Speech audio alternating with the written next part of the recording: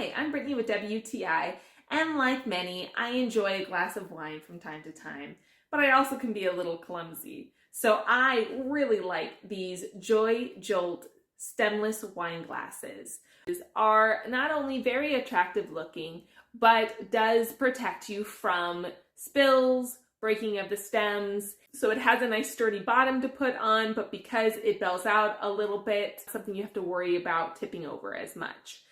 The shape of the glass works for either white wine, red wine. You can even use it for mixed drinks in general. I really like it. We like to have drinks out on the patio or in the bedroom. There's a dog, there's a child here, so it's nice to take away that added stress of, is someone going to knock this over? Is something going to break?